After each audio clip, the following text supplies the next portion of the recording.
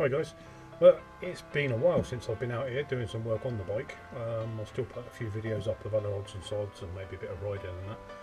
But I've got a small problem, well I think I've got a small problem, that's going to be investigated, and I think I'll share it with you. And if I cock it up, hey, somebody else might learn by my mistake. So let me show you what the problem is. There's also a little upgrade that will go along with it while investigating. So here's my problem, and I dare say that it should have some movement, but that just seems to be a little bit excessive to me. There's some rubber grommets that hold that in. There's also a single bolt which is approximately here, if my calculations are right, and I think the bolt that holds it in behind there is actually getting a little bit loose, so we're going to rip the front of the bike off and investigate. Okay, now on first inspection, never having taken the front of this bike off, what I'm going to do is I'm just going to work my way around one side. So the first part that come out is going to be the inlay in there, and then this part of the fairing will come off, and then I'll see what that releases, whether I can get it out with just one side off or whether I need to take both sides off and take the whole front fairing off. So let's start taking it apart.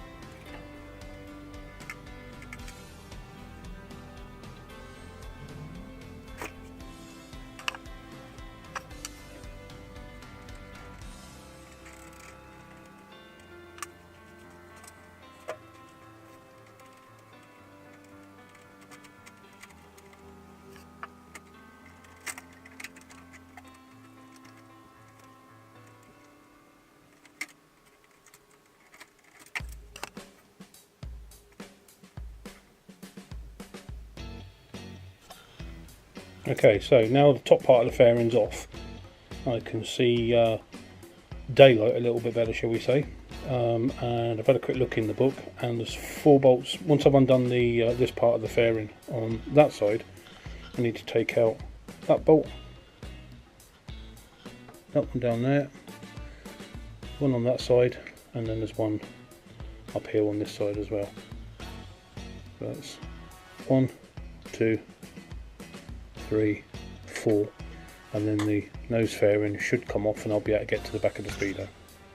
Okay, now the top trim panel from the right hand side of the bike has got the gear position indicator in it, and I'm hoping that I'll just be able to leave it resting on the top and move it as and when I need to, because the wiring for that goes right the way along the frame, which means tank off and side panels off and everything else, and to be honest I can't be asked. So hopefully it'll just be able to sit there. If I have to take it off, then I have to take it off.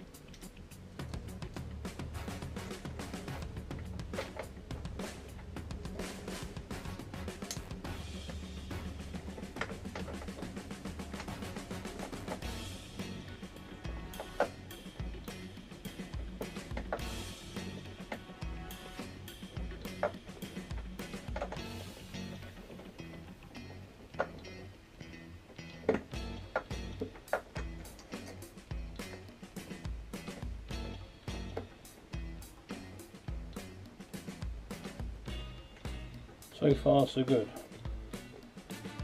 That's the top and the bottom one of each side undone.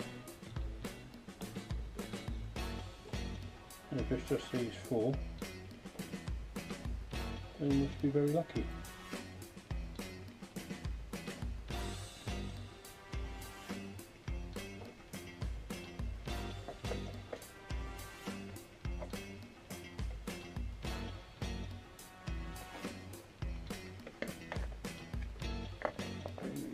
that side and behave yourself. Actually, out of the way.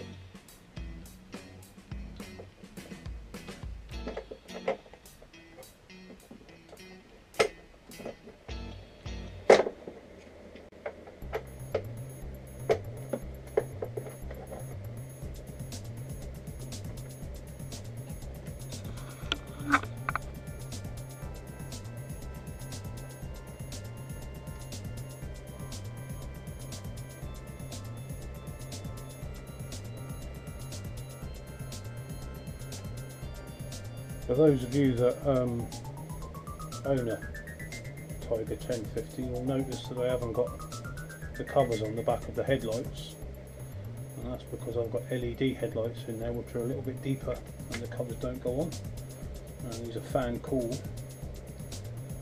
So I'm kind of doing an experiment and to see how long they last before the weather and the shit gets in there.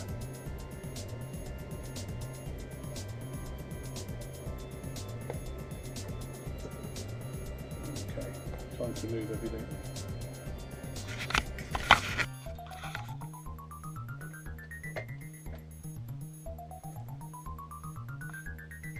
Okay, with those 4 bolts removed, our headlight fairing comes off, all the headlights come out with it. As you can see, it's kind of balanced and resting on the front mudguard down there. And I think some of the wires are holding it in place, but I shall put a couple of bungees on there in a second just to take the weight off of that, and then I can release the plug on the back of the speedo there. Remove the speedo. The bolt does appear to be tight, but there is movement in the rubber grommets. So if I move it from this side moves, this side moves. I think what I might do is in the gap in there, I might see if I can get another rubber washer in there just to reduce that. So that's the instrument cluster off. That's what it looks like on the back, and these are the grommets that were kind of hard to get out. You need to be firm with them as opposed to brutal.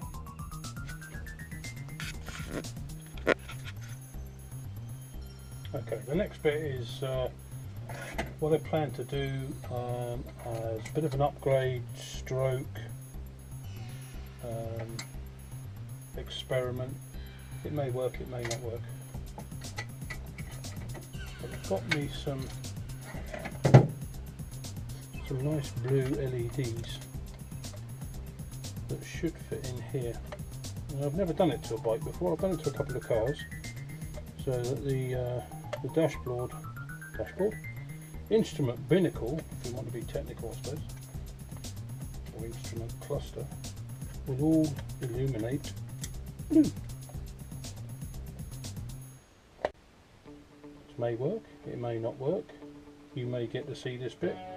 I may totally bollocks it all up and then show this bit.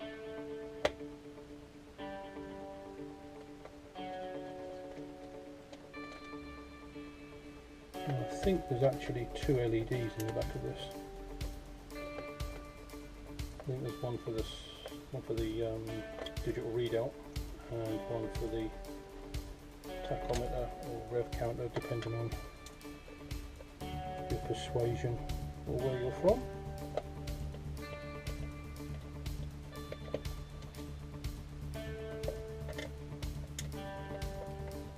I might get the back off in a second and think, oh no, that's definitely not going to work, and put it all back together. In which case this bit will have been a wasted time, but hey, if you don't try, you don't learn.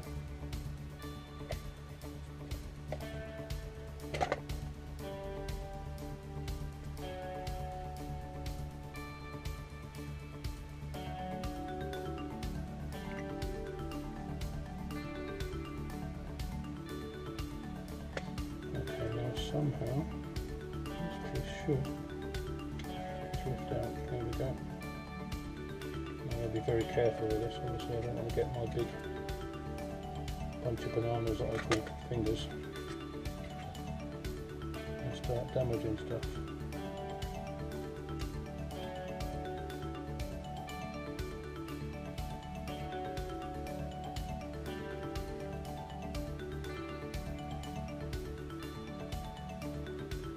It's looking like I've been wasting my time, because the pictures I've seen had the LEDs fitted on the back of this board,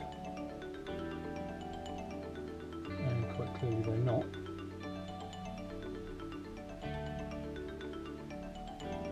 This is the illumination LEDs I'm referring to.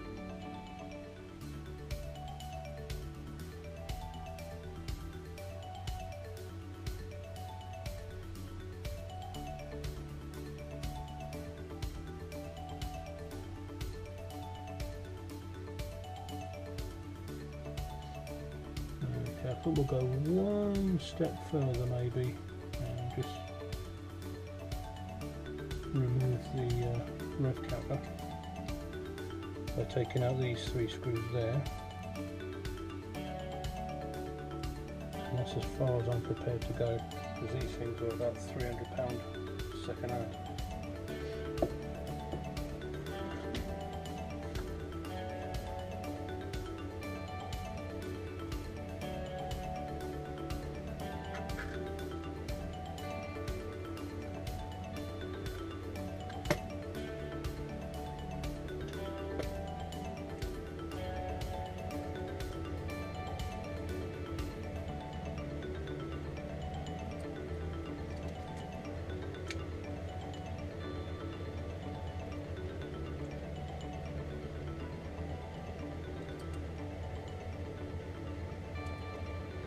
Fucking me.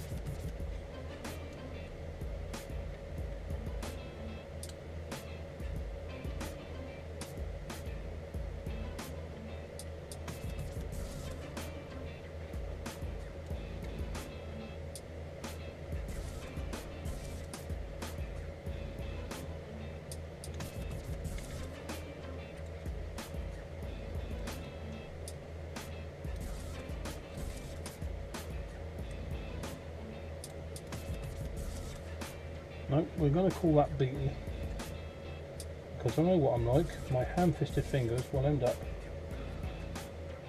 by pushing the screwdriver through the back of the board. I'm not really into that.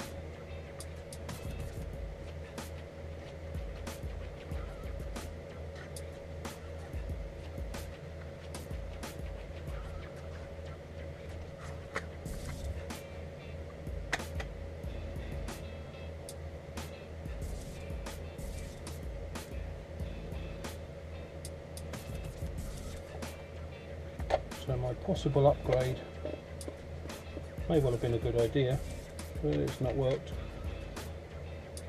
But like I said before, if you don't look, you don't learn. And at this stage of the game, I don't know enough to be able to pull the rest of that apart without probably breaking something, which I obviously don't want to do. And also at this time of the game, I may have buggered it up already, although I was pretty careful with it.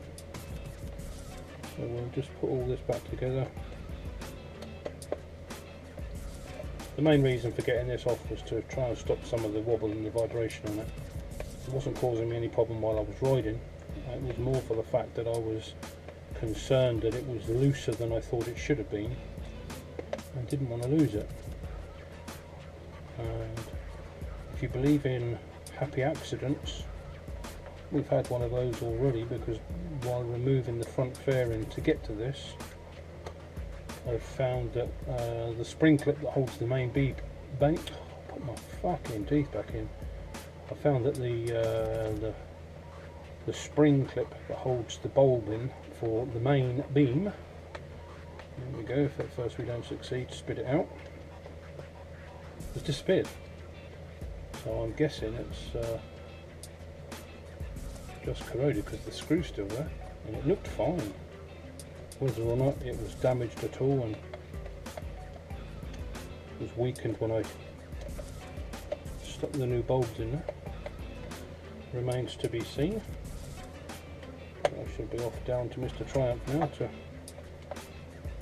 organise one of those.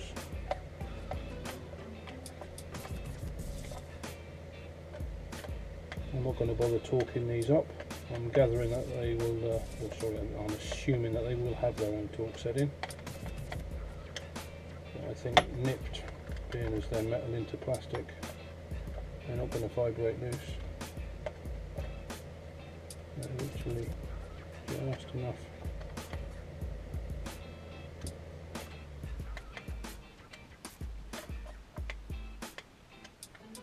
And here we go. So we'll see if I can find a grommet or a rubber washer that will maybe just take a bit of the space out of that and maybe stop that from rocking around quite so much. Otherwise that goes back in and do it back up. Now, as you can see, these lugs are fat, which stops them from pulling back through just at one end, and obviously the movement was between the bottom of the, let's call it the head, and the base.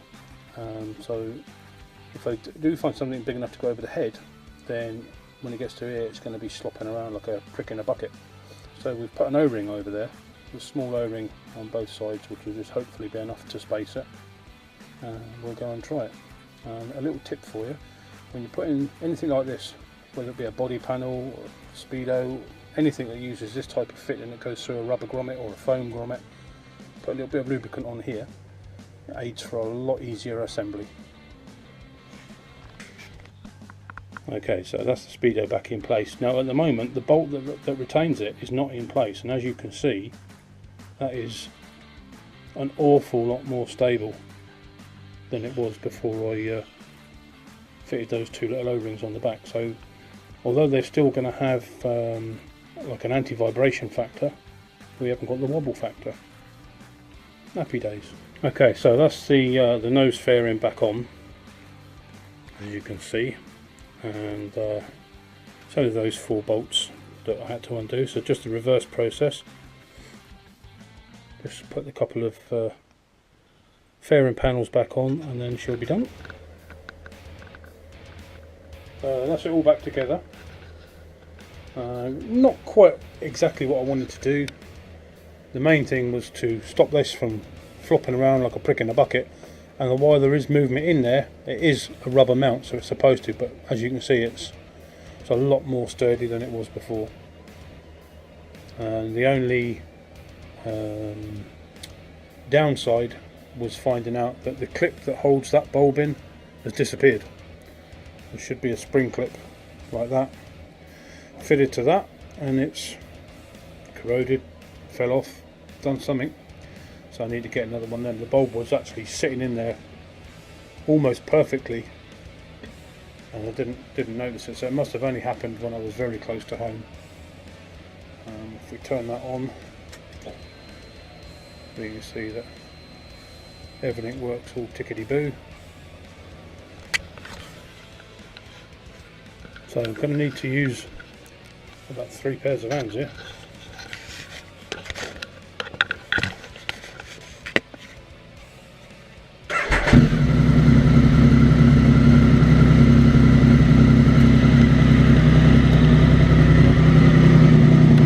As you can see, she runs beautiful.